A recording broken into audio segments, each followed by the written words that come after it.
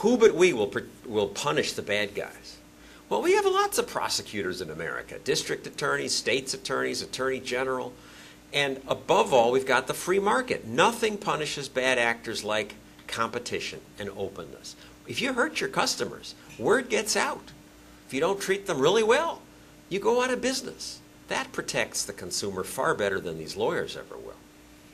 And who but we will compensate the victims? Well, there are lots of ways to compensate victims. None is perfect, but they're all better than the trial lawyers. You have Social Security disability payments, workers' comp, Medicaid for poor people, private charity, that's the best. But what kind of compensation system is it that these lawyers run, where it takes 10, 15 years for the victim to get his money? And many of the people who collect are not the right people. A Harvard study of medical malpractice found most people who collected were not victims of malpractice. And most people who were didn't collect anything. It's a horribly clumsy instrument. And worst, what kind of compensation system is it where most of the money goes to the lawyers? Now you may say, what's he mean most of the money goes to the lawyers? Trial lawyers only take 30 or 40%. But add in the defense lawyer costs and the court costs, and up to 70% of the money is going to the process. This is a horrible way to compensate people.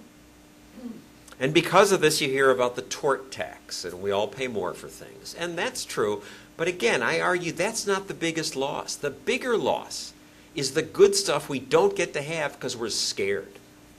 Because teachers are afraid to hug a child because there may be a lawsuit. Because innovators are afraid to bring a new medical device to the market because there might be a lawsuit. Because the lawyers attack the people, not evenly, they attack the people we need most. The people who stand on the edge of life and death, the drug makers, the medical device makers, hospitals, paramedics. That's why while a car costs a few $100s more to pay for the lawyers, a heart pacemaker costs several $1,000s more to pay for these suits. So we get less medical innovation. I mean, the most important thing to keep people alive is vaccines. Nothing has saved as many lives.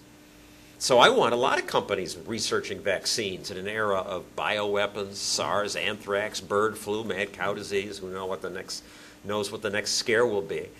So I'm glad we have 5 companies researching vaccines in America. Trouble is, we used to have 20. And when we had 20, then the lawyers sued saying the DPT vaccine could have been safer. Should have had this ingredient or shouldn't have had that ingredient. I don't know what the truth is. Maybe it was junk science. But let's say they were right and they saved a dozen lives. Is it worth it? No way. Because they've killed many more people by scaring people out of the vaccine business. Many of the companies just said, look, we don't make that much off our vaccines. It's too big a liability risk to continue in this line of business. Let's stick to our pimple cream business or our shampoo business. So we're less safe, and the lawyers are richer. They also interfere with the information flow that in daily life helps us protect ourselves, keep us safe. For example, some of you run businesses. When you fire Fred because he's lazy or reckless, and someone calls to ask, another company calls and asks about Fred, do you say, yeah, we fired him because he was lazy and reckless? No. Because your human resources department says, you can't afford that. You'd get a labor lawsuit. Just say, we agreed to part company. You can't even say he was a great worker if he was, because then you might be sued if he does something wrong on the new business. So you don't talk. When Delta fires a pilot because he's a drunk, they don't tell America. This makes us less safe, not more safe. They interfere with the daily information flow that keeps us safe and alive. We ought to read warning labels. That's obvious. And yet, do you read them anymore? I don't, because they're all over the place. The cringing companies are smearing them on everything. There are 41 warnings on stepladders right now. You ought to read the drug labels, the insert on the antibiotic tetracycline that says don't take it with milk. Won't work if you do. But who reads drug inserts because they're so long? Have you ever looked at a birth control pill insert? I happen to have one here.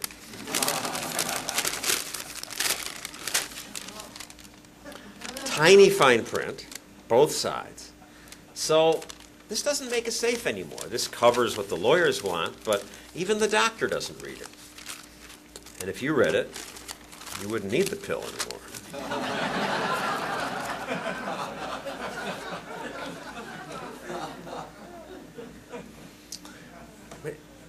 Look at presidential candidate John Edwards and how he made his money. He made 40 to 80 mil, he won't say how much, on these kinds of suits.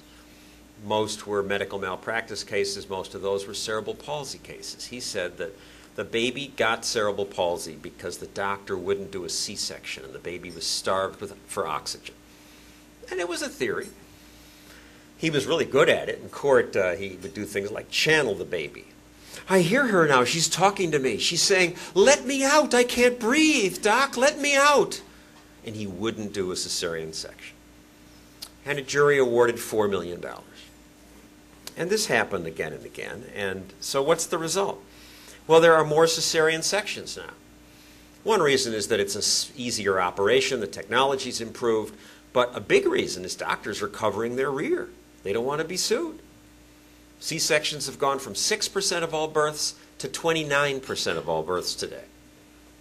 Now, it's a much more dangerous operation, 4 times as likely to kill the woman. Bigger scar, more expense, more pain, longer hospital stay. Did it at least reduce the incidence of cerebral palsy? Oops, not a bit, no change. Guess Edwards was wrong about his theory. Is he giving the money back? No. Is he apologizing? No. Does the press even ask him about this? No. The lawyers just take our money and our freedom. Now, we need some of these lawsuits the way we need nuclear missiles to keep us safe. But we try not to use our nuclear missiles because we understand that they kill innocent people. These lawsuits run over innocent people, and we should try not to use them as well. The way to do that is with something called loser pays. America's the only country where I can sue you, bad reasons, but wreck your life anyway. And when I lose, I don't even have to say I'm sorry. I can just go walk away and sue somebody else. America's lawyers are so clever, they even game the language by calling that the English rule, like it's this weird British thing. But it's the rest of the world rule, loser pays. We have the weird American rule. When I talk to more normal audiences, sometimes they say, well, maybe we could protect ourselves by reading up in a free society, but, what about the poor and the ignorant? You got to have rules to protect them.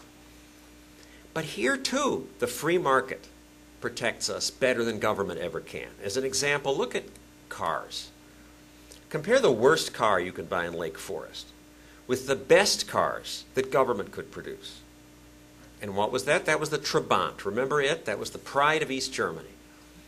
It was such a bad car, you had to shake it. You had to put the oil and gas in separately and shake it to mix them. And it was the pride of the Eastern Bloc. And yet, what happened to it? As soon as the Berlin Wall went down, it disappeared. Now, why? Those were East German engineers. You'd think they'd be pretty good. Yet, why couldn't their best compete with what's mediocre in America? Because not everybody has to be an expert for the free market to work. You just need a few people, a few car buffs, a few people who read the car magazines. And through word of mouth, the good companies grow, the bad ones atrophy. Freedom will protect the ignorant too. This is capitalism. It performs miracles all the time, miracles we don't even think about. And that's a problem. Because we take them for granted, we may lose them. We take it for granted that I can go to a foreign country, stick a piece of plastic in the wall, and cash will come out. And you can give that same piece of plastic to a total stranger who doesn't even speak English, and he'll rent you a car for a week. And when you get home, Visa or MasterCard will have the accounting correct to the penny. You don't even think about it. Yet the government can't even count the votes accurately. And yet, when there's a problem, what's people's reaction? We need the government to step in and fix it.